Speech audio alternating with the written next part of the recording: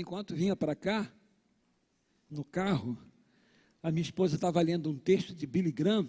Achei interessante eu compartilhar com vocês, que eu não seja levado a orar pela necessidade, mas por saudade de ti. Interessante, né? Ela estava lendo ali. Eu estou com essa camisa aqui, de propósito, assim, né? É uma camisa típica da Malásia. Vem cá, Adeliane, chega aqui. Vem aqui. A minha esposa está com um vestido típico da Malásia também. Eu acho que o desenho é até parecido, viu, gente? Olha aqui. Do Oriente. Olha aí. Nós não estamos vendendo nada, não, só por curiosidade. Até o casaco é de lá, né? Daqui a pouco eu vou botar o casaco, porque eu sou muito friorento, né? Mas é interessante, né? É o colarinho, tá vendo? O colarinho islâmico, bem interessante, né? Vocês vão ver mais coisas ainda. Quem quiser ficar por aqui do meu lado, pode ficar. Só queria cumprimentar a igreja, dizer que é um prazer estar aqui com vocês e que quando nós nos colocamos nas mãos de Deus, nós não precisamos sonhar, porque os sonhos de Deus se realizam na nossa vida. E isso aconteceu conosco e pode acontecer com você também. Obrigado, Dê. Irmãos, eu fiz muita curva para poder passar para vocês, porque foram tantos testemunhos. Eu tenho um aspecto teológico para passar para vocês, mas eu estou temendo que não dê tempo. Se não der tempo de passar o aspecto teológico, eu vou deixar para outro dia, né? Mas eu estava agora falando com o Marcelo, abram a sua Bíblia em Mateus, no capítulo 28, que é a grande comissão.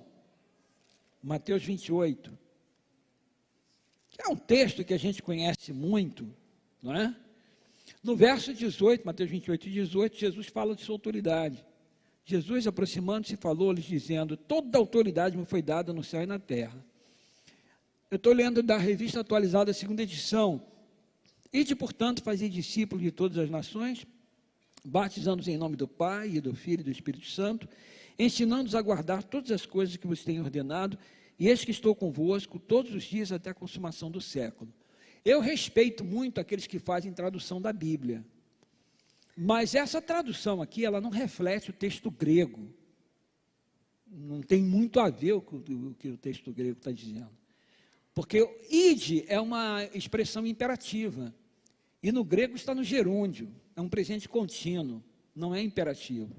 Então, no grego está assim, pareltentes indo, pareltentes mateteusate, discipular, fazer discípulo, o imperativo está no discipular e não no ide, é indo, indo. Nós estamos sempre indo. Daqui a pouco eu vou para casa, eu vim para cá, não é? Amanhã eu vou para algum lugar, indo, faça discípulo. Entendeu? A gente está sempre indo para algum lugar. No ir, a gente faz discípulo. O que isso quer dizer? Isso quer dizer que o discipular é um estilo de vida, é fazer sempre. Quando você estiver indo para qualquer lugar, você está fazendo discípulo. Pegou? É o que o texto diz. Aí ele diz assim, mateteusate, discipulai. Agora, batizando-lhes, está no gerúndio. Entendeu? Indo, né? Discipulai como? Aí ele aqui, batizando-lhes, ensinando-lhes. Interessante quando a gente faz análise do texto, né? É só uma observação. Lá na Igreja Central de Hortolândia, onde eu fiz um seminário de oração, eu falei em público que eu coleciono Bíblia. Eu gosto muito de Bíblia, irmãos. Eu tenho Bíblia de tudo quanto é jeito que vocês possam imaginar. Gosto de Bíblia. Então, eu tenho Bíblia em tudo quanto é língua. Graças a Deus, eu já li a Bíblia toda em várias línguas, porque eu gosto, eu aprecio isso, né? Aí uma irmã que me conhece há muitos anos, me conhece desde o meu primeiro distrito, a doutora Rose, foi uma médica que nós trabalhamos juntos em campanha Como Deixar de Fumar. Ela falou: pastor, eu vou te dar um presente. Eu vou te dar um presente. Eu vou te dar várias Bíblias de estudo. Irmãos, ela me deu várias Bíblias de tudo, tudo novinha. Ela vendia Bíblias por alguma razão, ela fechou a loja dela e ficou com aquelas Bíblias de estudo tudo guardadas lá. Ela pegou todas elas e deu para mim. Encheu assim, só uma estante minha, uma prateleira de Bíblia de estudo. Eu fiquei super feliz da vida, né? E aí eu fui comprar umas capas para colocar naquelas Bíblias, né? E o lojista é um senhor da Assembleia de Deus. E conversa para lá, conversa para cá. Eu falei para ele que nós estamos estudando na lição da Escola Sabatina a respeito de missão. Ele falou, curioso, na lição da Escola Dominical das Assembleias de Deus, nós também estamos estudando sobre missão. Aqui, ó, lições bíblicas até os confins da terra, pregando o Evangelho a todos os povos até a volta de Cristo. Então, a lição da Escola Dominical da Assembleia de Deus coincidiu com a nossa da Escola Sabatina, falando sobre missão. Eu peguei um texto aqui que eu achei muito interessante, que eu queria compartilhar com vocês. É uma citação de James Hudson Taylor. Ele foi missionário, um missionário inglês na China por 51 anos. 51, uma vida ele se dedicou à China. E ele disse, a grande comissão, que é o que nós acabamos de ler agora, a grande comissão é uma opção a ser considerada, não é uma opção a ser considerada. Eu vou ler de novo. A grande comissão não é uma opção a ser considerada, é um mandamento a ser obedecido. Ou seja, todo cristão de verdade vai obedecer à grande comissão. Indo, faz o quê? Discipular. Aí, no processo de discipular, nós vamos fazer o quê? Nós vamos batizar, nós vamos ensinar, mas Jesus manda a gente fazer discípulo para ele. Interessante isso, né? Então, vocês estão vendo aí o rosto desse rapaz, o Davis. Eu falei sobre ele agora de manhã, né? E eu vou continuar contando mais alguns testemunhos para vocês.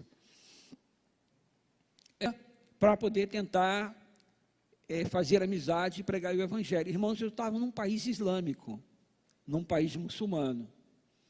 E aí eu fiz amizade com um hindu, não é? Porque na Malásia você tem hindu, budista, cristão, mas particularmente muçulmano, porque a Malásia é um país muçulmano.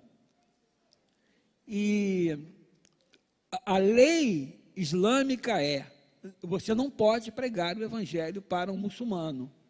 Lá da cadeia, e alguns países, dá espancamento e até morte. Entendeu? Não pode. Não é? E aí, eu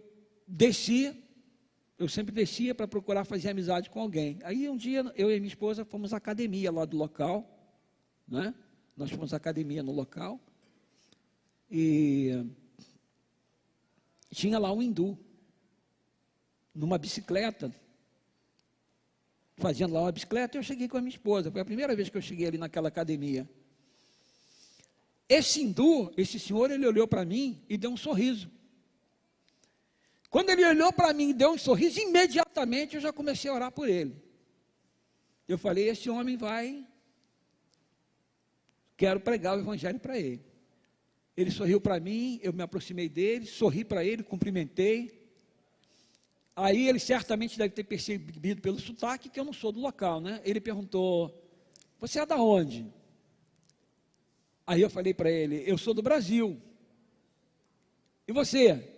Eu falei, eu sou daqui da Malásia, eu nasci aqui. Eu falei, eu pensei que você fosse de outro lugar, você não parece com o pessoal daqui. Ele falou, mas eu sou daqui, eu sou nascido e criado aqui na Malásia. E aí conversamos um pouco ali e tal, aquela coisa toda, né? E fomos fazer academia. Eu falei, bom, já fiz um primeiro contato. Quando foi no outro dia, saí com a minha esposa para caminhar. E ele estava jogando ping-pong, né? E ele me chamou, e a minha esposa falou, olha, aquele senhor está te chamando. É Kuma o nome dele, é um hindu. Aí, a Adriana falou, vai lá, sim, eu vou. Ele foi lá, tantos anos que eu não jogo ping-pong, nem sei mais se você jogar ping-pong, mas eu vou lá, né? É para a causa do Evangelho. E aí ele falou, olha, vamos jogar aqui um pouquinho de ping-pong e tal. Eu falei, tá bom, tem muito tempo que eu não jogo, você vai me bater no ping-pong? Não tem problema não, então vamos jogar aqui um pouquinho. Aí comecei a jogar lá com ele. Aí ele falou, olha, eu preciso sair, mas eu não vou deixar você sozinho não, tem um amigo que vai jogar com você. E eu queria conversar com ele. Aí veio um amigo para jogar comigo. E nós jogamos lá e tal, não importava quem ganhasse ou perdesse, a gente estava só jogando a bola lá, equilibrando a bola, né? O nome desse amigo dele, Assim. Depois eu encontrei com o Kuma novamente, e ele falou assim, falou para mim, o Assim é pastor. Eu já tinha falado para ele que eu era pastor da igreja adventista. Ele falou, aqui, o Assim, aquele que jogou com você, é esse aí, tá vendo? Esse é o Assim. Tá vendo? Agora eu vou ter que, depois eu vou explicar por que livro, aquele livro ali é um grande conflito, irmãos, na mão dele. Eu falei para ele que eu ia dar um presente para ele, um presente muito importante. Eu já tinha dado um estudo bíblico para ele sobre o sábado, agora eu tenho que ir cortando, depois eu vou voltar lá atrás. Aí quando ele soube que eu ia dar um livro de presente para ele, ele foi e falou, então eu vou dar um presente para o senhor também. Ele me levou essa roupa aí. Isso é uma roupa paquistanesa, da terra dele. É uma roupa do Paquistão. Então, eu dei um grande conflito para ele, ele me deu uma roupa lá do Paquistão, né? Aí, ele falou, aquele rapaz que jogou ping-pong com você, ele é pastor também. Eu falei, sabe de qual igreja? Eu não sei, eu sei que é pentecostal. Porque o Kuma depois eu descobri que ele é uma pessoa culta, ele é médico, né? Esse hindu é médico. E o hindu, ele não me deu muita abertura para falar do evangelho para ele, mas ele foi a ponte para esse rapaz aí, o Assim. E aí, na hora que ele estava falando comigo do Assim, o Assim chegou. Aí ele falou, olha, vocês dois são pastores e tal, e nós começamos a conversar. E ele contou a história dele para mim. Ele falou, olha, pastor, eu exercia o pastorado lá no Paquistão, mas eu fui pego pregando e fui espancado, muito espancado. E eu saí de lá e vim embora aqui para a Malásia. Mas eu deixei uma filha e a esposa, a minha mãe e um casal de irmãos. Os dois são inválidos. A minha irmã tem problema mental e meu irmão tem um problema no braço, não pode trabalhar. E eu sustento todo mundo eu trabalho aqui e mando dinheiro para ir lá. Eu trabalho como motorista, ele trabalhava como motorista particular. E ele falou, a minha vida tem sido muito sofrida, porque aqui praticamente eu trabalho quase como um escravo.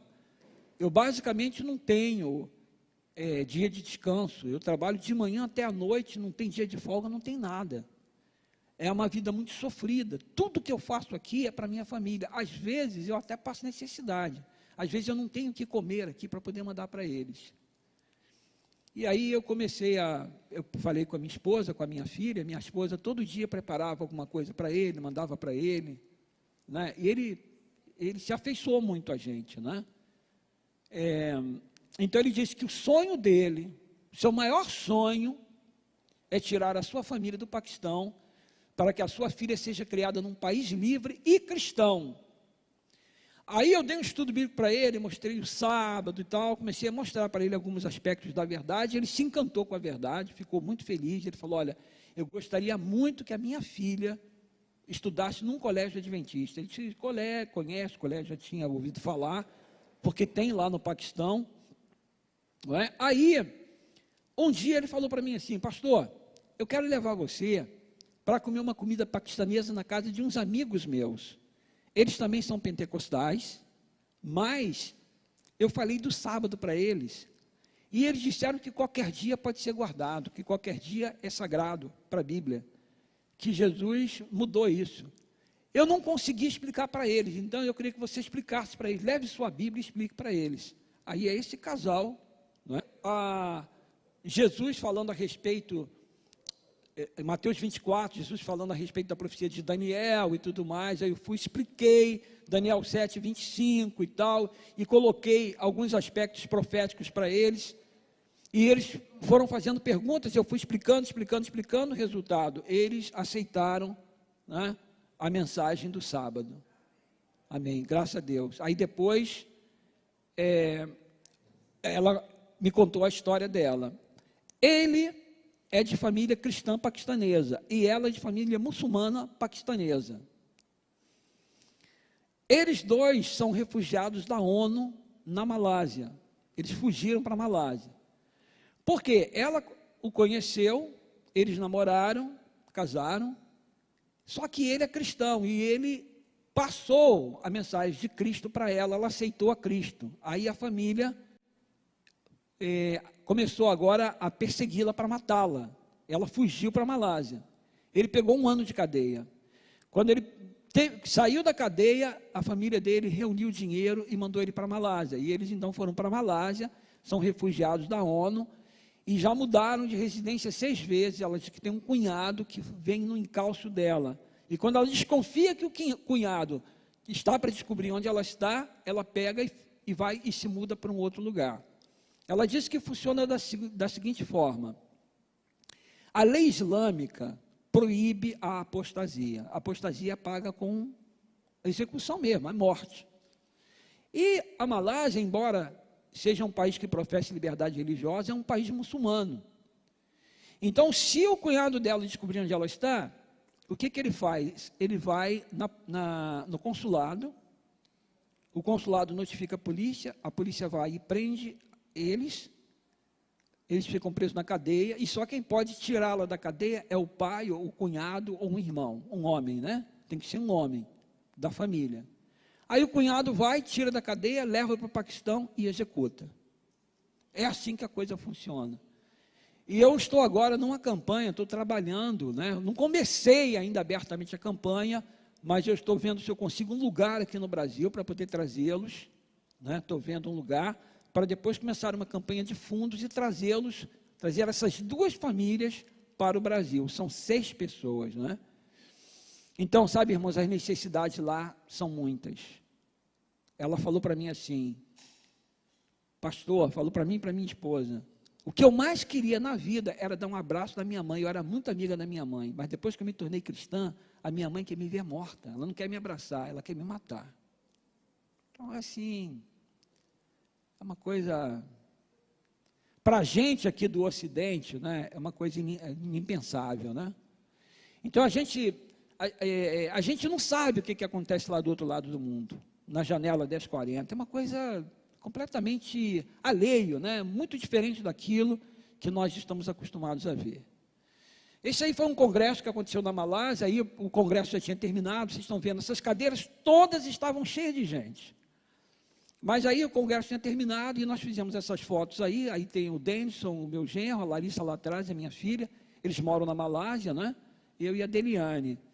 Essa campanha foi feita toda praticamente pelo WhatsApp, porque a igreja não pode fazer divulgação na Malásia, não pode botar outdoor, não pode botar cartaz, só pode botar esse outdoor que estava dentro do clube alugado para o nosso evento. Nós não podemos convidar um muçulmano, nós não podemos colocar um anúncio em rádio e televisão da nossa programação. Só podemos divulgar dentro da área nossa. Então, vocês vejam, irmãos, aqui no Brasil, a gente tem liberdade para ir para um lugar, falar, e a gente não faz. Depois que eu passei pelo Oriente, eu vi como a gente é bem-aventurado aqui no Brasil, irmãos. Como a gente é bem-aventurado, a gente não sabe o que a gente tem na mão, a gente simplesmente não reconhece. E outra coisa, nessa viagem que eu fiz, eu observei uma coisa. Jeremias diz que Deus, Ele é tanto Deus de longe quanto Deus de perto. Já leram esse texto? Jeremias fala, tu não és apenas Deus de perto, és também Deus de longe. É o mesmo Deus, o nosso Deus é o mesmo Deus. Mas uma coisa que eu observei, Jefferson, é uma coisa bem interessante, você ver mais milagres lá fora do que aqui dentro. Sabe por quê? Porque lá, devido às grandes restrições, a gente precisa que Deus atue abrindo portas. Então a gente vê muito mais o poder de Deus. Quantas vezes eu tive em situações lá fora, em que eu precisava e eu orava, e Deus abria uma porta. Porque não é fácil. Por exemplo, na Tailândia, eu acho que esse slide aí é o último, deixa eu ver. Na Tailândia, nós vivemos uma experiência bem interessante. a Tailândia é um país budista, mas eles têm uma resistência muito, muito, muito grande ao cristianismo. Muito grande. Aí nós fomos lá, na cidade, no centro. É uma coisa muito curiosa, né? Por exemplo, as lojas, para entrar nas lojas, você tem que tirar o sapato. Normalmente, em outros lugares do Oriente, você tira para entrar na mesquita, para entrar em casa, mas na Tailândia, até para entrar na loja, você tem que tirar o sapato, né? Tem loja que não liga muito para isso, mas a maioria das lojas você tem que tirar o sapato. E a minha esposa queria comprar um objeto, tal, para poder trazer para cá, ela, minha filha e o meu cunhado, né? Aí sempre que eles faziam alguma coisa, eu ficava pescando alguém para eu poder pregar o evangelho, né? Aí eles entraram numa loja, e nós fomos recepcionados por uma moça assim, de uns 20 e poucos anos. E aí, eles entraram, eu não entrei muito na loja, fiquei na porta da loja, a moça falou, você quer sentar? Tinha uma poltrona assim, eu falei, não, eu não quero sentar, eu estou só esperando eles fazerem as compras, e depois nós vamos sair, mas assim, enquanto a gente sai, eu fico por aqui, e vou conhecendo as pessoas e tal, falei com ela, né? Aí eu falei assim, você já percebeu que nós não somos daqui, né? Já percebi, vocês são da onde? Eu falei, nós somos do Brasil. É mesmo? Ih, vocês estão muito longe, né? Estão bem longe. Eu falei, nós estamos bem longe, Brasil. Eu sou pastor da Igreja Adventista do Sétimo Dia, você já ouviu falar? Ela, não. Bom, mas o cristianismo você já ouviu falar? Ah, sim, o cristianismo sim. Você sabe alguma coisa? Sei. Sei um pouco. Você tem vontade de saber mais sobre o cristianismo? Ela falou, não. Tenho não. Tá bom. Aí eu olhei para lá, eles estão lá comprando, tal, não sei o quê, né? E fui conversando com a moça, né? E fui conversando uma coisa, conversa outra. Falei, a gente esteve lá no Buda e tal, para me identificar com ela. Tinha tipo lá, né, que estátua grande aquela, né? E tal. Eu tenho uma curiosidade, sim. Aí depois que ela ficou mais à vontade comigo, ela falou assim, eu tenho uma curiosidade. Irmãos, quando ela falou aquilo para mim, eu quase caí para trás. Quase caí para trás. Ela falou assim, a minha curiosidade é o seguinte, lá no Ocidente, os cristãos, eles têm o dia sagrado como domingo, mas me parece que o dia sagrado é o sábado. Na Tailândia, no meio de budista, uma budista me perguntar uma coisa dessa. Irmãos, na hora eu agradeci a Deus. Senhor, que coisa. Aí eu comecei a explicar para ela por que se guarda o domingo. Fui explicando, e orando do outro lado do pensamento para eles ficarem bastante tempo lá procurando aquelas coisas para lá, né? E eu... Aí expliquei sobre o sábado, aquela coisa toda. Aí ela falou, puxa, muito interessante, muito interessante. E aí, irmãos, eu falei, olha, eu tenho um livro aqui que explica tudo isso com minúcia. Vai falar tudo isso que eu estou falando e mais alguma coisa. Você quer o livro? Ela, não. Tá bom. Eu continuei conversando com ela. E eles estão lá comprando. Daí a pouco eu vi que eles terminaram a compra lá, né? Terminaram. Aí eu falei para ela, eles terminaram a compra, eles estão vindo, né? Estão vindo lá. Olha, estão vindo. Olha, o livro está aqui, ó. É pequenininho, bota na tua bolsa e pega. Você lê rápido. Pum, botou na bolsa. Então, sabe, foi assim, cada experiência assim fabulosa, fantástica, sabe, irmãos? Muita experiência legal. Porque o medo de pegar uma literatura cristã, entendeu? Pegou, botou na bolsa e levou. E um livro pequenininho, em inglês, né, porque lá o pessoal fala inglês, mas assim, um livro muito profundo, irmãos, muito interessante, sabe? Eu distribuí muito desse livro lá, muita coisa. Então, assim, são muitas as experiências, muita coisa mesmo. Eu gostaria de compartilhar com vocês muitas coisas, mas eu queria apresentar para vocês um estudo, a missão peculiar adventista, projetada em Gênesis capítulo 3. Parece brincadeira, né, Jefferson? Hã? Mas esse aí Ei, Marcelo, a missão peculiar adventista projetada em Gênesis 3. Vamos lá? Vamos estudar um pouquinho, né? Alguém falou assim, pastor, você precisa... Oi? Água. Ah, tá. Alguém falou, pastor, você precisa escrever um livro sobre essa viagem. E, de fato, irmãos, o que eu passei para vocês aqui, talvez não dê 1/3 das experiências que eu teria para contar para vocês. Porque é muita coisa, tem cada coisa assim, cada experiência muito interessante mesmo, muito interessante, muito legal. Eu tenho certeza que algumas dessas pessoas eu vou encontrar no céu, tenho essa convicção.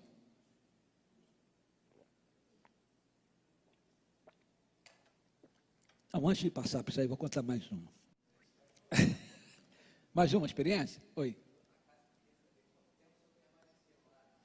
Foram 2 meses na Europa e 2 na Ásia. 4 meses. 4 meses. Nós tivemos nós chegamos na Holanda, da Holanda fomos à Suíça, da Suíça fomos à Inglaterra, da Inglaterra fomos à França, da França fomos à Bélgica e depois retornamos para a Holanda. Na realidade, quando a gente já saiu já com alguns convites para alguns lugares, né? A minha surpresa maior foi na Ásia, né? Na Ásia nós tivemos em Singapura, a minha filha trabalha para Carey. Ela trabalhava aqui na Carey do Brasil, que é aqui em Campinas, e aí ela foi para Carey, lá da Malásia. E o chefe dela, Ravi, ele é um indiano também. E durante mais de um ano, eu orei para levar uma literatura para o Ravi. E nós fomos em Singapura, especificamente, para levar uma literatura para ele lá. Sabe? Assim, indiano, eu nunca esperava ouvir daquele homem o que eu ouvi. Eu visitei ele na casa dele com a minha filha, ela me apresentou, já conhecia ele de vídeo, e fui lá para levar literatura para ele, literatura adventista para ele. Quando ele pegou na literatura, ele falou assim, a minha avó era adventista. Tem muita história, irmãos, tem muita história. E oramos com ele e tal, ele falou assim, eu gosto de ler, e eu leio. E a minha filha falou que ele lê mesmo. E eu entreguei uns 3 livros bons para ele sobre o Adventismo do 7º dia. Então, assim, são muitas experiências, né? Muitas experiências interessantes. Teve uma que aconteceu na Inglaterra, aí depois dessa eu vou passar, porque senão vai ficar muito tarde, né? Eu acho que vocês gostam mais de experiência do que de teologia, né? E falar, a gente contar essas experiências é interessante. Nós estávamos num trem, nós estávamos indo, nós estávamos chegando em Londres, né? De onde que a gente estava vindo? A gente estava, saímos de Swindon para Londres, isso é. E aí, irmãos, a minha esposa falou assim, olha, o meu telefone está com pouca carga e tem que ter um adaptador, porque lá é diferente, né, daqui, tem que ter um adaptador. Você pergunta para alguém aí, se alguém tem um adaptador. Você tem que perguntar, eu não falo inglês, se eu falasse, eu mesmo pedia, mas eu fico dependendo de você, Aí eu falo, caramba, aí você tem que quebrar, né, um pouco aquela coisa. Eu sou meio cara de pau, mas tem hora que você está meio tímido, né? Tem hora que você... Mas tá bom, é um motivo, aí tá bom. Aí tinha uma moça sentada assim em frente, eu fui e perguntei para ela, escuta, você tem um adaptador? Eu não trouxe. Falei, tá bom. Aí um rapazinho do lado, fui e perguntei para ele, ele falou, é iPhone? Eu tenho do iPhone. Eu falei, não é iPhone, tá bom. Aí fiquei sossegado, né, porque eu já tinha perguntado, as 2 pessoas estavam por perto. Daí a pouco, o trem parou numa estação e entrou um senhor, assim, de uns 40 e poucos anos, com uma mala nas costas, uma outra mala assim. Aí ele chegou botando as coisas, aí eu falei para ele, peraí, eu vou tirar a mala aqui para o senhor acomodar. Não precisa não, e tal. Eu falei, não, mas você está com peso nas costas? Ele falou, não, mas não tem problema não, e tal. Aí ele foi, plá, acoplou o celular dele. Deliane olhou para mim, é o meu carregador, é exatamente o meu adaptador. Ela olhou, né? Aí eu falei, olha, a minha esposa, ela precisava de uma carga no telefone, mas a gente não tem um adaptador. Ah, então coloca aqui. Eu falei, não, deixa o senhor dar uma carga. Não, eu queria só uma carguinha pequena que eu vou falar com a minha mãe, é rápido e tal. Aí eu notei que era uma pessoa assim, bem acessível, né? Aí colocou o telefone dela lá, eu falei, é para esse aí que eu vou pegar o evangelho, né? É para esse aí. Aí, irmãos, nós começamos a conversar. E você é da onde? Ele falou, eu sou daqui mesmo, eu nasci aqui na Inglaterra, tal, mas as minhas raízes são do Oriente, a minha mãe parece que é do Líbano, uma coisa assim, eu não lembro agora, né?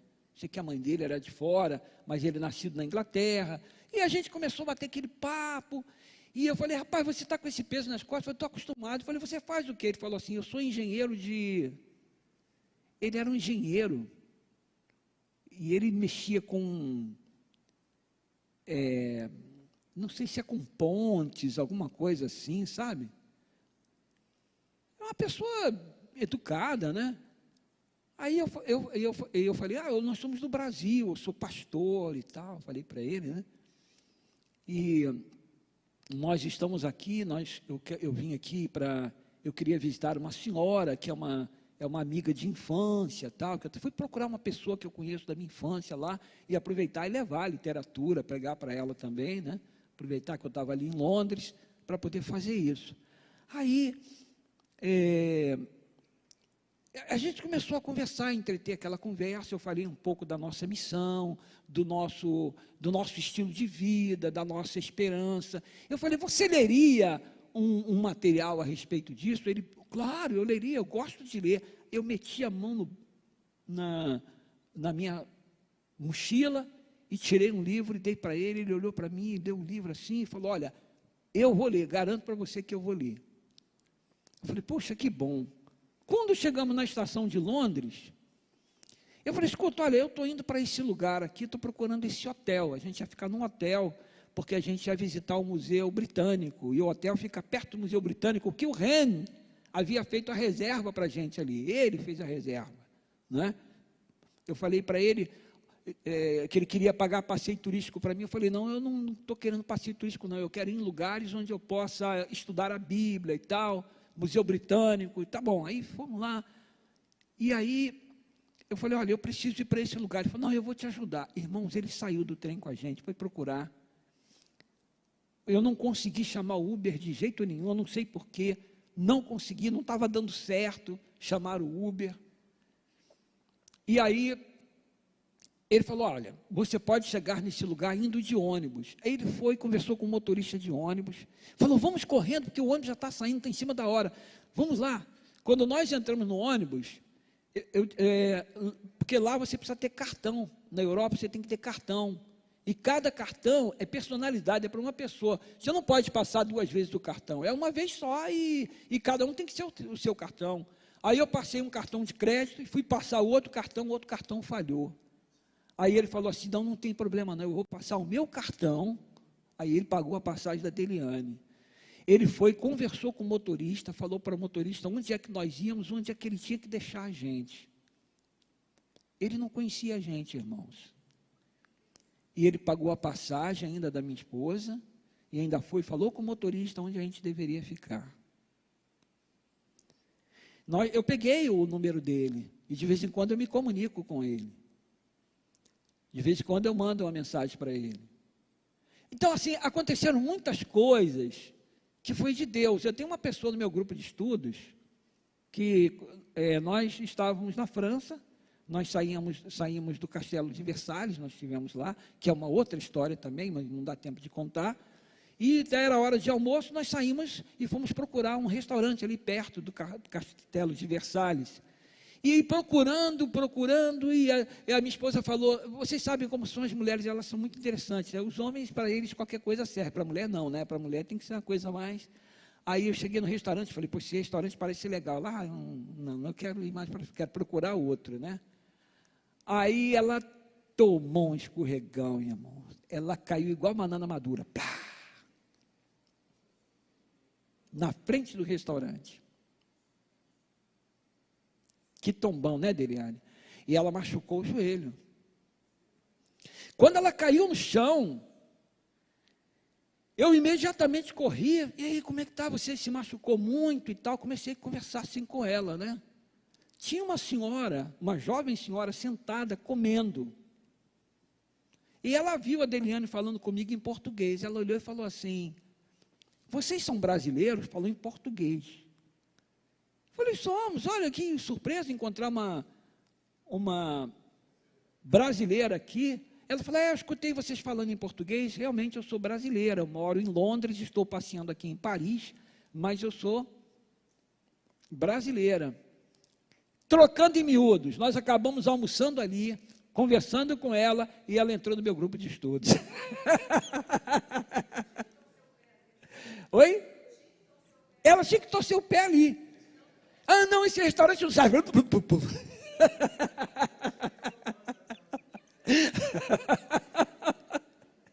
E comeu ali, né? E ganhamos lá a confiança de alguém. Então, sabe como Deus foi dirigindo as coisas, sabe, irmãos? Como Deus foi dirigindo as coisas. E é tão lindo quando a gente vê como Ele vai encaminhando tudo na vida da gente, sabe? É muito bonito.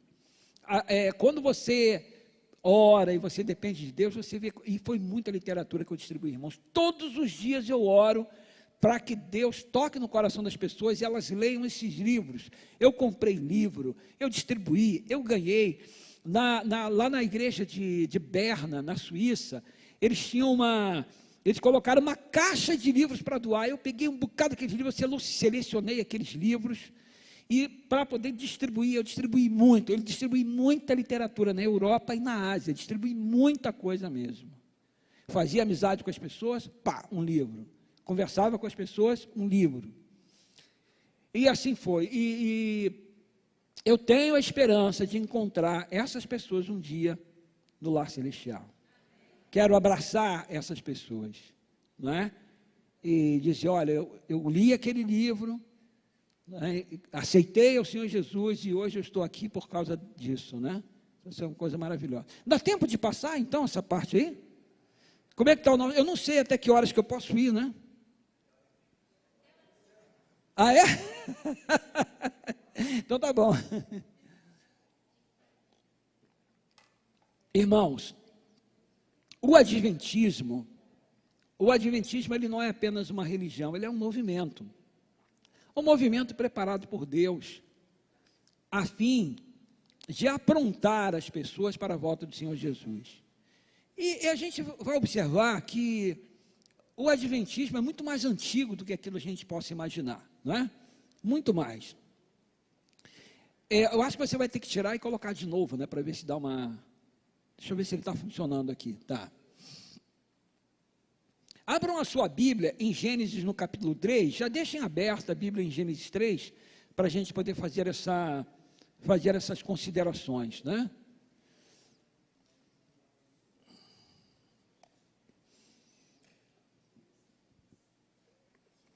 Ok. A Bíblia, o Antigo Testamento como o Novo Testamento, mas o Antigo Testamento, porque o Antigo Testamento chegou para nós da maneira como foi escrito em hebraico. O Novo Testamento é uma controvérsia se foi escrito em hebraico e traduzido para o grego, alguns dizem que sim, outros dizem que não, mas o Antigo Testamento, ele foi todo escrito na estrutura quiástica. O que é a estrutura quiástica? O que eu estou fazendo aqui, olha? Que símbolo é esse? É o quê? Um X, certo? Então, existe uma letra grega, que o nome dela é Ki. O Ki é igual a um X. Quando você tem um X, você observa que você tem duas extremidades em cima e duas extremidades embaixo.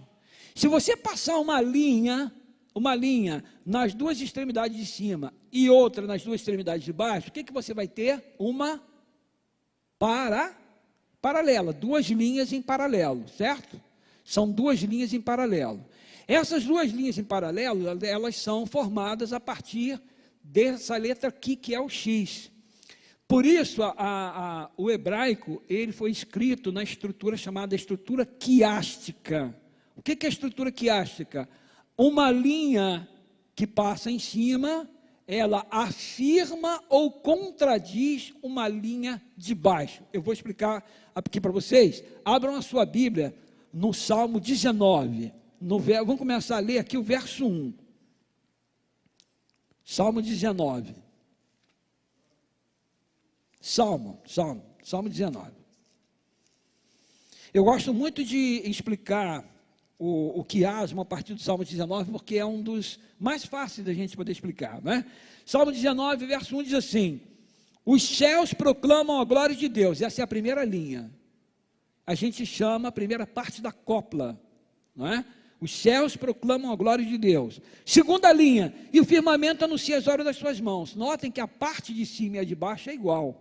Veja, os céus proclamam, é a mesma coisa que o firmamento anuncia. A glória de Deus são reveladas nas obras de suas mãos. Isso aqui é um quiasmo. Você tem a linha de cima e a linha de baixo. Isso é chamado de paralelismo sinônimo. Você tem um paralelismo de contraste, complementação, você tem um paralelismo sinônimo. Esse é um sinônimo. Veja o verso 7, olha o que diz o verso 7. A lei do Senhor é perfeita e restaura a alma. Então aqui você tem a primeira parte da copla, é a primeira linha. O testemunho do Senhor é fiel e dá sabedoria aos simples. Ele falou a mesma coisa na linha de baixo. Por quê? Porque testemunho vem do hebraico edut. Edut se refere às tábuas da lei, a lei de Deus que foram colocadas dentro da arca. Isso é o edut. Então, quando você diz, a lei do Senhor é perfeita e restaura a alma, o testemunho do Senhor é fiel. O fiel está em consonância com o perfeito testemunho com a lei do Senhor. Ok? Restaura a alma está em harmonia com dar sabedoria aos simples. É a mesma coisa. Compreendeu? Então, em Gênesis 3, você vai observar que ele tem essa estrutura. Gênesis 3, quando você vai ler o capítulo, você vai observar. Gênesis 3, você tem a primeira parte em A, B, C. O D é a parte central. E você tem a segunda parte, você tem A', B' e C', ou A1, B1 e C1. E você tem o D como a parte central. Tá? Então, agora aqui, eu vou ter que ficar olhando para cá, não é, para eu poder explicar isso aqui para vocês. Olha só que coisa bem interessante. Quando você lê Gênesis 3, de 1 a 5, quem aparece no cenário é a serpente e Eva. Né? Foi assim que Deus disse, não comerás de toda a árvore do jardim e tal. Da árvore, das árvores que tem no jardim podemos comer, mas da árvore do conhecimento do bem e do mal, não podemos comer, porque disse Deus, no dia que comermos, né, certamente morreremos. Então a serpente falou, não é assim.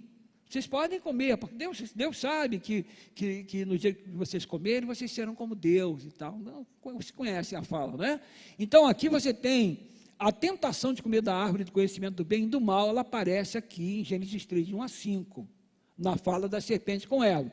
Quando você vem para o A1, aqui, você tem lá o A, que vai ter um A1, tá? Gênesis 3, 22 a 24, aqui aparece somente Deus. Ele proíbe de comer da árvore da vida e manda colocar um querubim da guarda para proteger o caminho da árvore da vida, certo?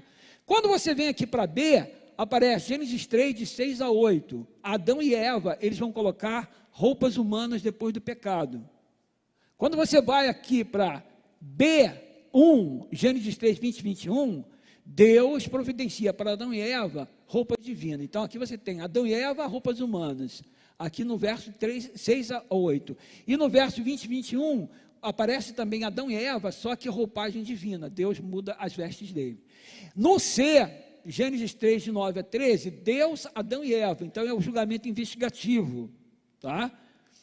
O julgamento investigativo, por quê? Porque Deus faz uma interrogação. Existe um artigo de Ángel Manuel Rodrigues, ele foi diretor do Instituto Bíblico Adventista do Sétimo Dia, na Associação Geral.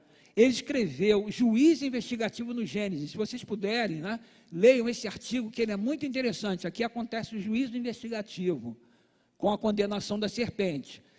E aqui no C1, Gênesis 3, 16 a 19, Deus, Eva e Adão, resultado do pecado, que é o sofrimento, que acaba também sendo resultado do julgamento. Eles foram condenados por quê? Porque eles desobedeceram a Deus. Mas a solução de Deus aparece em D, que é Gênesis 3, 14, 15. Aí é a fala de Deus apenas com a serpente.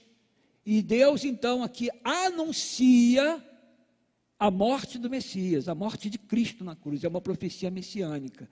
Ele diz que tu lhe ferirás o calcanhar. Por quê? No passado, quando as pessoas eram crucificadas, o prego era colocado do lado, no calcanhar. A arqueologia diz que era assim, a pessoa ficava torcida, e o prego era colocado de um calcanhar ao outro, dando a entender que o Messias ele seria crucificado, mesmo antes de existir a cruz. Uma coisa bem interessante, né? Bem interessante isso. Então, vamos lá, vamos ler o texto, né? Antes da gente passar, eu queria ler um pouco aqui o texto, só para a gente poder se familiarizar com o texto, né? É importante a gente se familiarizar. Vamos ver aqui, Gênesis 3. Mas a serpente mais sagaz que todos os animais selváticos que o Senhor Deus tinha feito, disse à mulher, é assim que Deus disse, não comereis de toda a árvore do jardim? Respondeu-lhe a mulher, do fruto da árvore do jardim podemos comer, mas do fruto da árvore que está no meio do jardim, disse Deus, dele não comereis, nem tocareis no seu fruto, para que não morrais. Então a serpente disse à mulher, é certo que não morrereis. Ok? Aqui tem um ponto, né, que eu estou para esse lado aqui, não sei pessoal do lado de lá, que eu tenho que explicar para vocês aqui, né? Quando você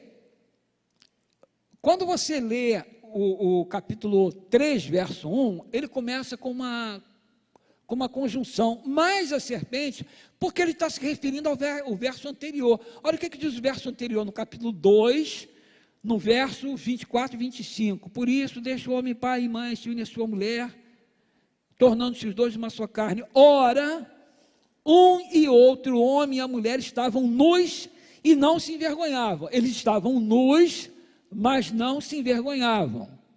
Então, antigamente, né, quando a Bíblia foi escrita, não havia versículo, não havia capítulo, né? Então o texto era todo corrido. Ele diz assim, mas a serpente, quer dizer, um e outro estavam nus, mas não pareciam que estavam nus. Mas a serpente, mais sagaz que todos os animais selváticos, disse à mulher.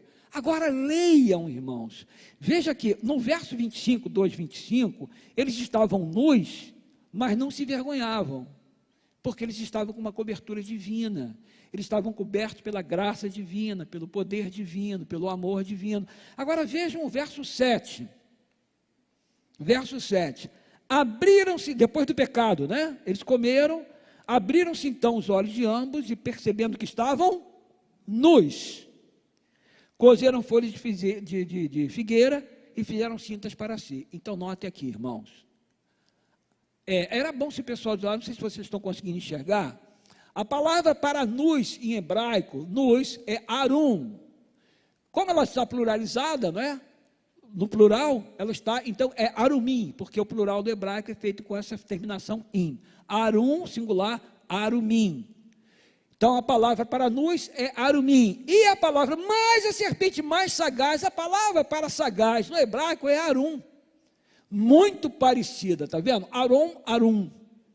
E o plural de arum também é arumim. Então, quando Adão e Eva pecaram, eles tomaram, de uma certa forma, a semelhança da serpente na sua sagacidade.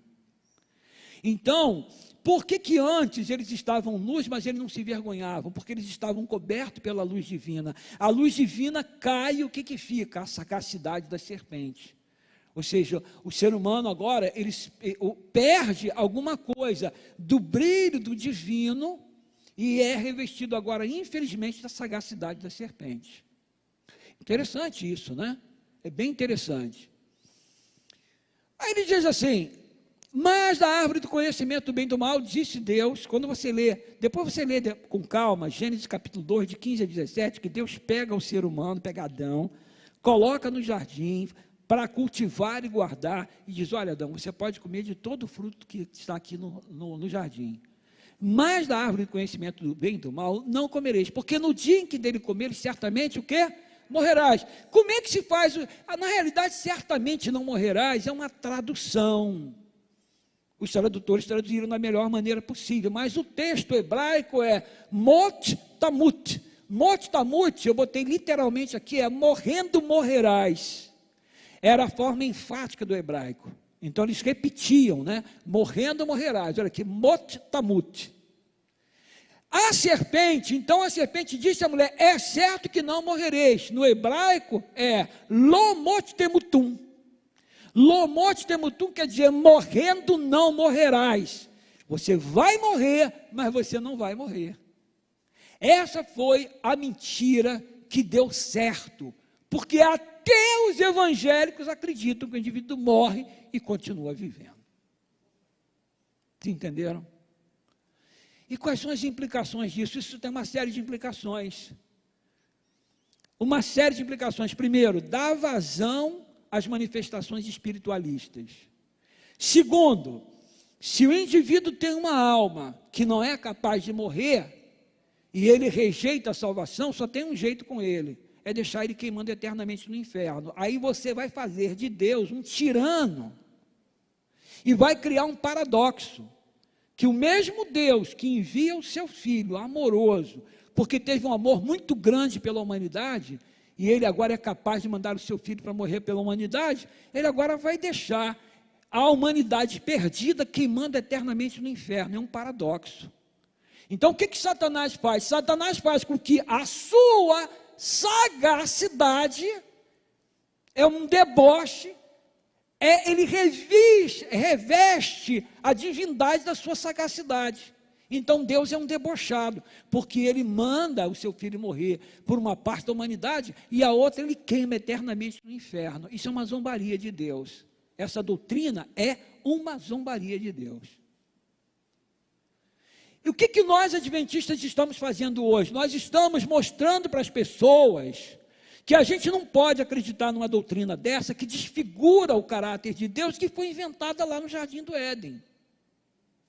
Isso é sério, irmãos. Isso é sério, isso é uma coisa muito séria. Um aspecto, no verso 7, nós acabamos de ler o verso 7, está escrito assim: abriram-se os olhos de ambos e, percebendo que estavam nus, cozeram folhas de figueira e fizeram cintas para si. O que significa essas folhas de figueira? Elas significam o quê? A tentativa humana de resolver o seu problema do pecado.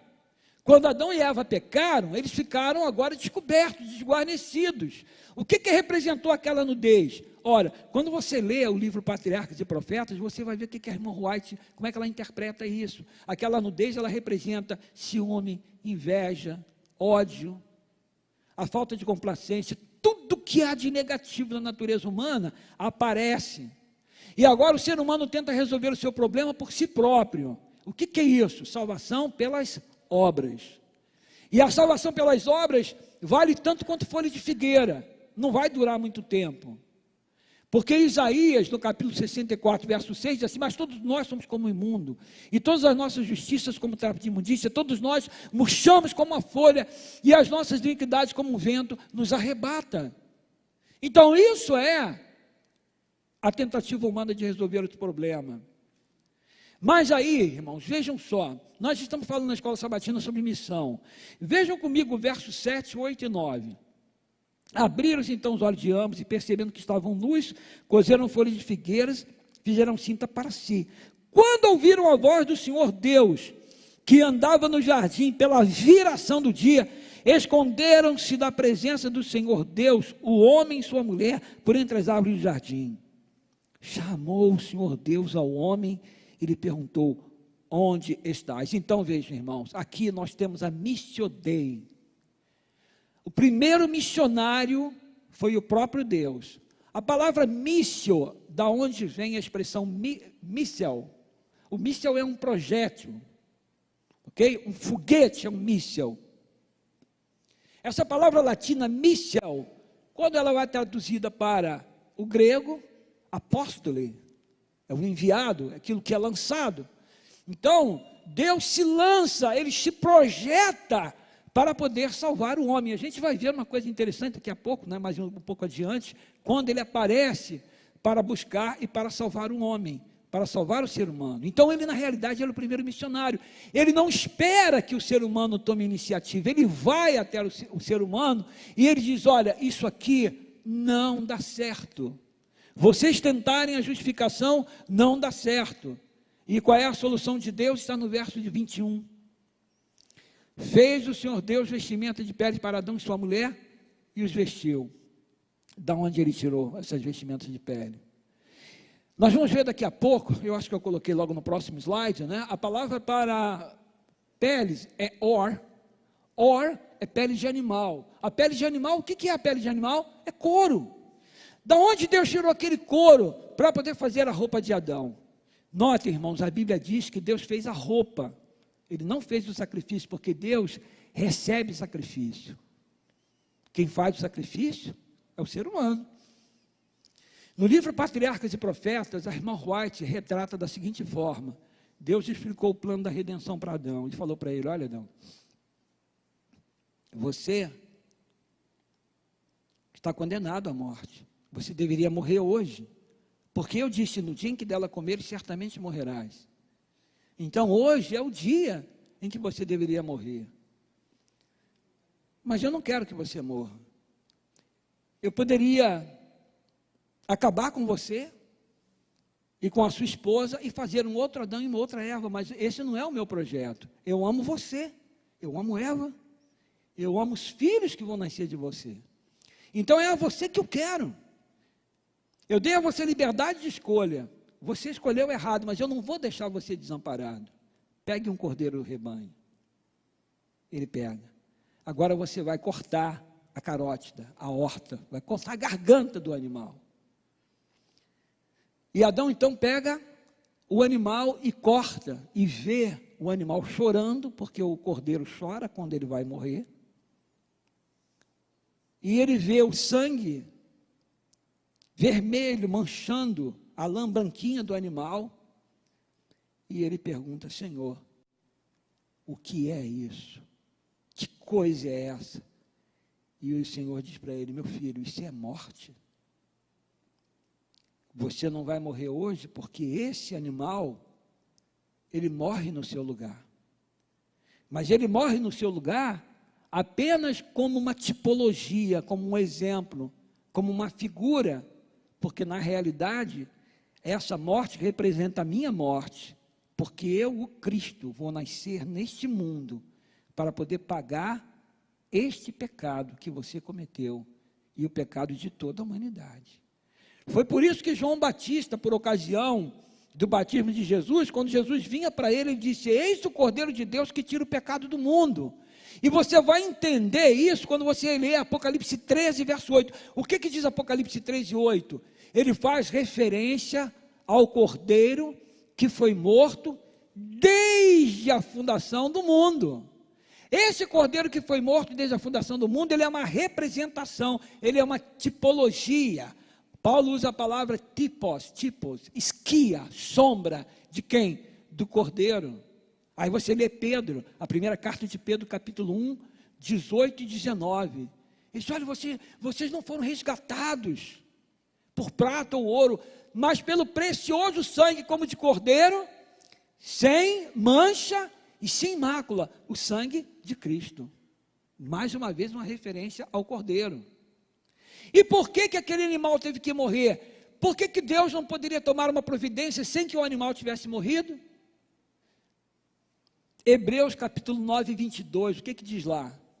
Quase todas as coisas, segundo a lei, se purificam por intermédio de sangue. E sem derramamento de sangue não há remissão. Remissão de quê? de pecados. Por quê? Levítico capítulo 17, verso 11, diz assim: é o sangue que fará expiação em virtude da vida.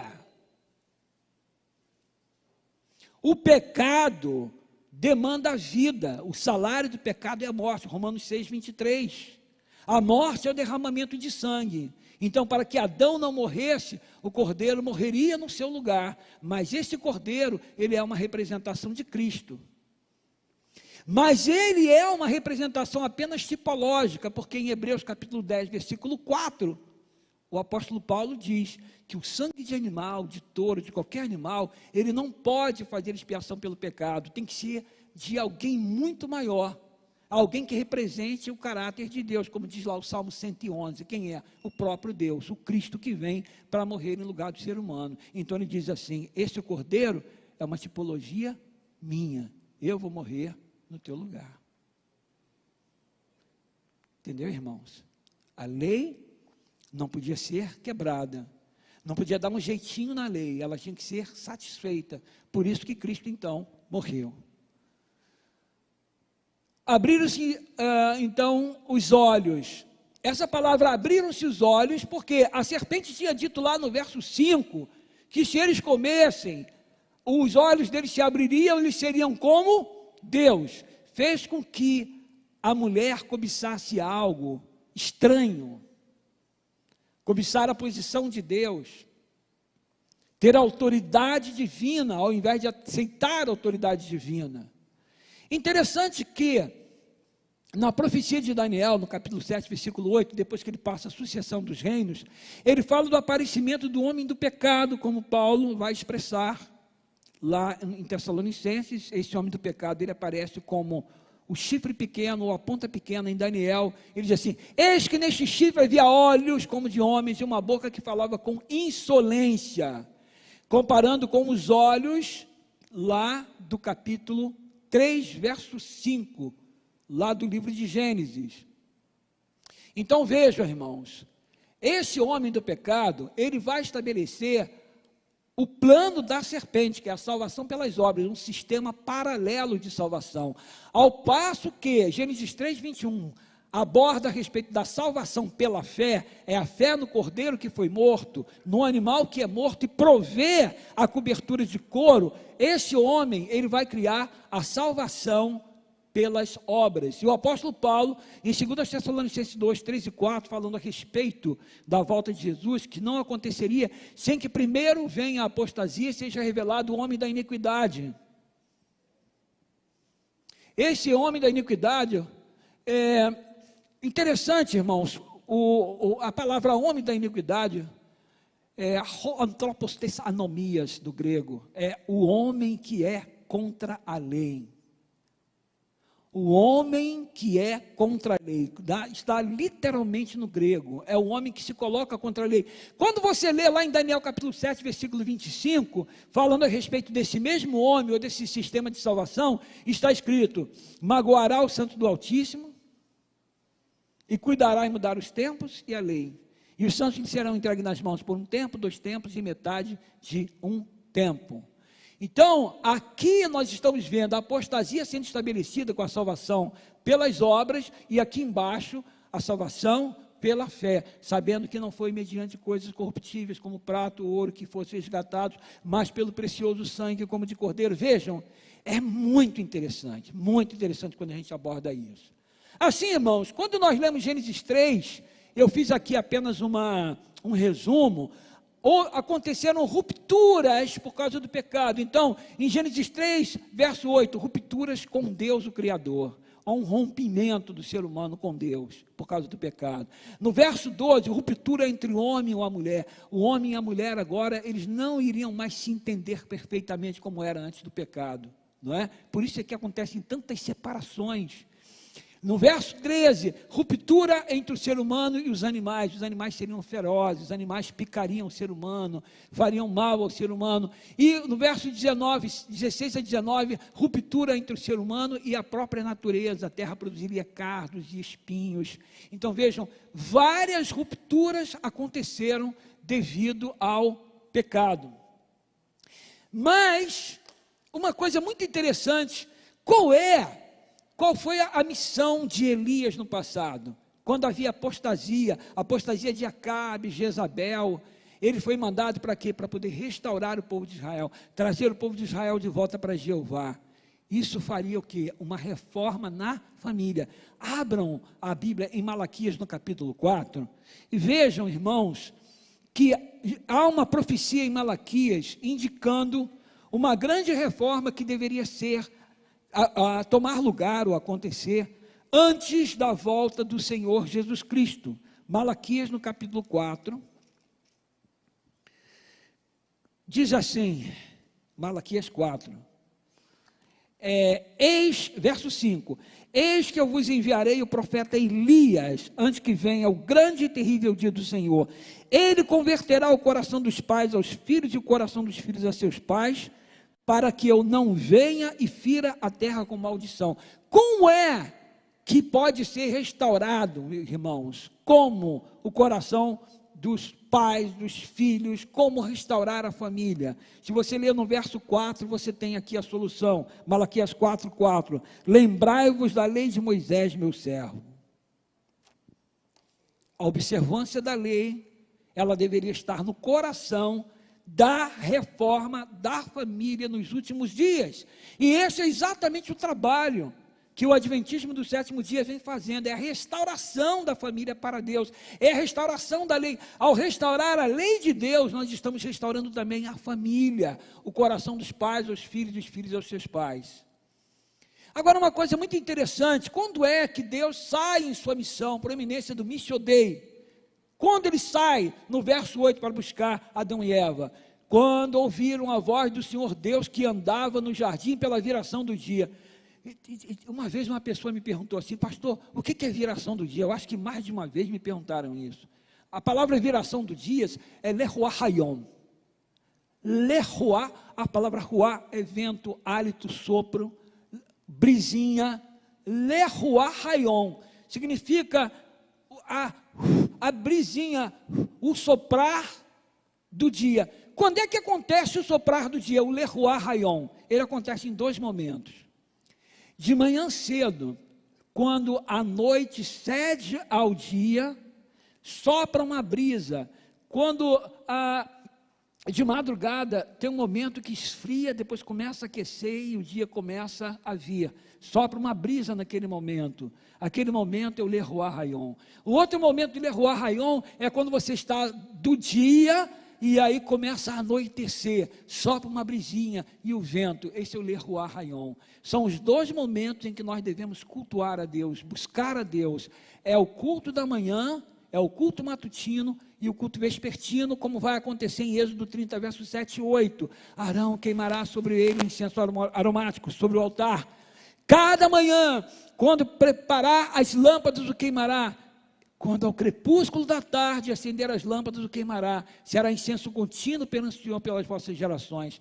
Deus aparece a Adão e Eva exatamente no momento em que ele estava acostumado, o momento de adoração, o momento de culto, né? Ele foi naquele mesmo momento para poder buscar os seus filhos a fim de salvá-los. E é uma indicação também para nós do momento em que nós devemos buscar o Senhor, no lehuá hayom.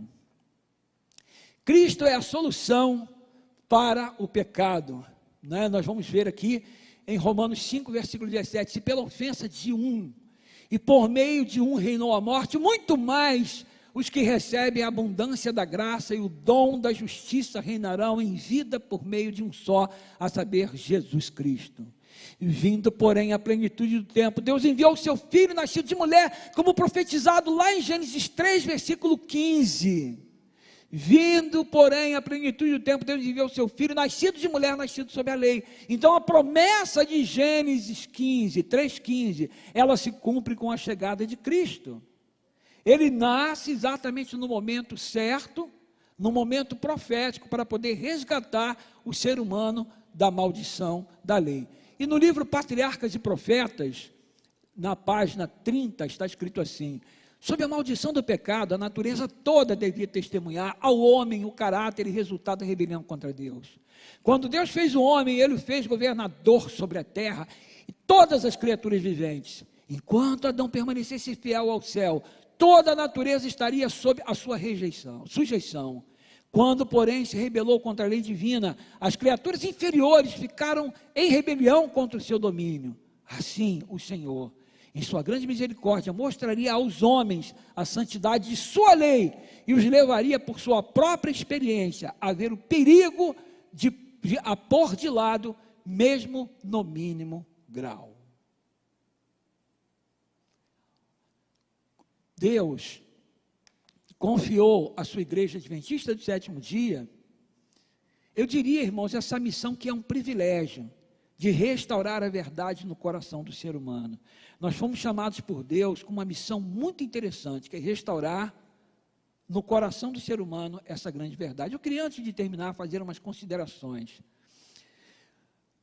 Esse homem do pecado, como aparece lá em Paulo, em João é o anticristo, em Daniel é o chifre pequeno ou a ponta pequena, ele foi anunciado por esses profetas, e foi anunciado precisamente em algumas profecias, como por exemplo, se você abrir a sua Bíblia em Daniel, aqui no capítulo 12, abra uma Bíblia comigo em Daniel 12,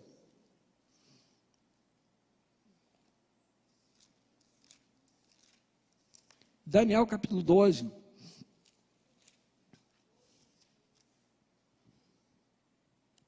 esse texto é um texto complexo, mas eu particularmente acho que não tem outra interpretação para ele. Daniel 12, está escrito assim: depois do tempo em que o sacrifício diário for tirado, na realidade a expressão de sacrifício aqui, não, sacrifício costumado, isso não está no original, mas o tamid significa ação contínua, a ação contínua de Cristo no lugar do pecador. Então assim, depois que o tamid foi tirado, a ação contínua de Cristo posta a abominação desoladora, haverá ainda 1290 dias. Quando foi que o tamid, ou a ação contínua de Cristo, foi tirado oficialmente? Isso foi no ano 508, quando Clóvis, ele declarou que todo pedido que um cristão fizesse, não deveria ser feito diretamente a Deus por causa da dignidade humana. Esse pedido deveria ser feito ao Papa, ao chefe da igreja. Aqui foi tirado, então, o tamid, a ação contínua de Cristo no lugar do pecador, e no seu lugar colocado o homem do pecado, o homem que é contra a lei de Deus, que mudou a lei, como está lá em Daniel capítulo 7, versículo 25. Então, se você somar 508, 1290 anos, você vai chegar aonde? Em 1798. Partindo dessa mesma data, o verso seguinte diz assim: bem-aventurado que espera e chega até 1335 dias. Você vai chegar no ano de 1843, quando começou a pregação de Mília, anunciando a chegada do juízo, que vai culminar com o ano de 1844. Então, nós estamos vendo nesses textos aqui, anunciada o início de um processo de restauração.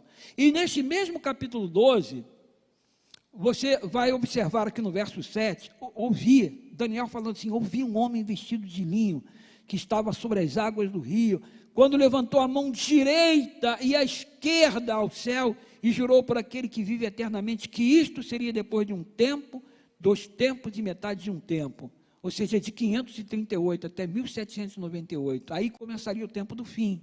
E quando acabar a destruição do poder do povo santo, estas coisas todas se cumprirão.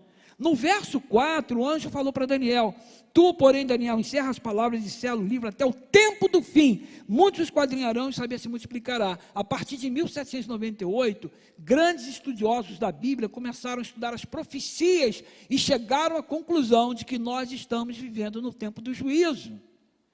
Esse período do juízo, Deus levantaria um povo para poder aclarar a verdade, trazer a verdade para as pessoas. Quando você vai para Apocalipse 10, você vai ver o cumprimento dessa profecia. Olha só, irmãos, que coisa interessante, você vai ver uma semelhança textual aqui em Apocalipse 10. Está escrito assim: então o anjo, verso 5, tá? Apocalipse 10, 5. Então o anjo que vinha em pé sobre o mar e sobre a terra, levantou a mão direita para o céu, e jurou por aquele que vive pelos séculos dos séculos, o mesmo que criou o céu, a terra, o mar e tudo quanto neles existem, e já não haverá demora. É o mesmo anjo, a imagem pictórica é a mesma de Daniel. Ele vê lá em Daniel um anjo que levanta uma mão direita, levanta a mão esquerda ao céu. Aqui ele está vendo o mesmo anjo. No verso 5, então vi um anjo em pé sobre o mar e sobre a terra. O que é mar na profecia de Daniel? Povos, nações e terra. Apocalipse capítulo 13, a partir do versículo 11. O que é? Apocalipse 13, de 11 a 18. O que diz lá? A segunda besta, ela sai da onde? Da terra. O que é terra? É uma grande porção de terra que foi preparado para poder receber os protestantes que estavam sendo perseguidos na América. Se refere ao quê? Na Europa. Se refere à América do Norte. Então, o anjo está com um pé aonde? No velho mundo, que é a Europa. Certo? E está com o outro pé na terra. É o novo mundo onde estão as Américas. Então, isso quer dizer o mundo inteiro. Essa mensagem, ela abarcaria o mundo inteiro. O velho continente e o novo continente. Tá certo? E agora, o anjo lá em Daniel diz que isso seria depois de um tempo, 2 tempos e metade de um tempo. Só que aqui, ele diz assim, não há mais tempo. Essa profecia agora se cumpre. Certo? E o que é esse livrinho aberto? Tá certo? Ele está com o livrinho aberto. No verso 9 está escrito, fui, pois, ao anjo, dizendo que me desse o livrinho. Então ele me falou, toma, devora, certamente ele será amargo no teu estômago, na tua boca doce como mel. Tomei o livrinho da mão do anjo e o devorei, na minha boca era doce como mel. Quando, porém, o comi, o meu estômago ficou amargo. Aqui é uma expressão da grande decepção que aconteceria pelo povo do advento. E para terminar, no verso 11, então me disseram, aqui João falando, né? Então me disseram, é necessário que ainda profetizes a respeito de muitos povos, nações, línguas e reis. Eu queria falar algumas coisas para vocês sobre o verso 11. A palavra ainda aqui é do grego palim, que pode significar ainda ou uma segunda vez ou uma repetição. Era um sinônimo de deuteros, essa palavra.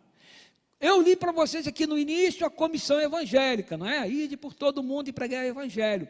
Isso foi dado na época dos discípulos. Só que agora aparece essa segunda comissão, e ela é dada com voz profética. Esse último movimento, ele seria um movimento profético, por isso o chamado de um profeta. Deus chamou 2, William Foy e Hazen Foss, que recusaram. Então ele chamou Ellen Harmon, que depois se tornou Ellen White. Ele precisava de um profeta no meio desse movimento, para que esse movimento tivesse um cunho profético, para poder terminar a obra. Ele diz, é necessário que ainda profetize a respeito de muitos povos, nações, línguas e reis. Então, além de ser um movimento profético, essa profecia deveria ser levada a todos os quadrantes da terra. Então, irmãos, a despeito da mensagem dos evangélicos ser importante, fala sobre a justificação pela fé, fala a respeito de Jesus Cristo, é a mensagem adventista do 7º dia que precisa abarcar o mundo com as verdades que foram esquecidas através dos tempos e abandonadas pelos próprios evangélicos. A verdade da natureza do ser humano na morte, da ressurreição, da volta do Senhor Jesus Cristo, que não será secreta, vergonhosamente secreta. Fala a respeito dos mandamentos de Deus e a fé em Jesus Cristo, a restauração do sábado. É essa mensagem que tem que ser levada a todos os quadrantes da terra. E nós precisamos, cada um de nós, se colocar nas mãos do Senhor, para dizer, Senhor, eis-me aqui. Ter isso no pensamento. A gente precisa, irmãos, o tempo todo, a gente tem que dormir com isso, acordar com isso. Como eu falei, alguns não estavam aqui quando eu citei a frase de Billy Graham, ele dizendo que nós não devemos buscar ao Senhor em oração em momentos de crise, em momentos de dificuldade, mas devemos buscá-lo por prazer, por saudade dEle. Acordar todos os dias com saudade do Senhor, todos os dias. Levantar mais cedo, se possível, de madrugada e dizer, Senhor, que saudade de Ti. Eu dormi, eu despertei agora, Senhor, esteja comigo o dia todo. Fale com as pessoas por meu intermédio.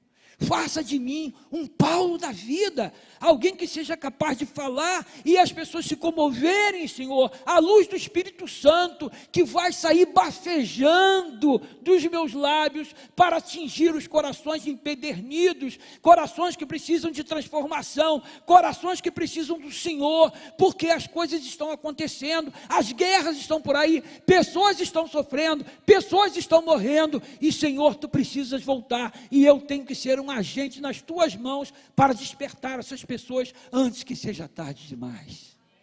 A irmã White diz que muitos vão para a campa sem ouvir essa mensagem, porque nós não tivemos coragem de falar. Então, irmãos, eu queria fazer um apelo, que nós nos despertemos nessa tarde. Eu vou pedir a música, nós temos uma música para cantar agora. E vamos cantar essa música com senso de missão. E à medida em que sentirmos o coração tocado por essa missão, que cada um fale, diga para o Senhor: Senhor, eis-me aqui, envia-me a mim. Senhor, eis-me aqui, envia-me a mim. Que cada um de nós faça isso. Nós precisamos, irmãos, se queremos terminar essa mensagem, precisamos ser arrojados na pregação dessa mensagem, para que o Senhor Jesus venha logo nos buscar, que o seu nome seja louvado, e cada um que se sentir tocado, se levante e diga: Senhor, eis-me aqui, envia-me a mim. Fale do jeito que você quiser, ou no pensamento, ou fale audivelmente, fale mais alto para todo mundo ouvir, como você quiser, e que Deus nos abençoe.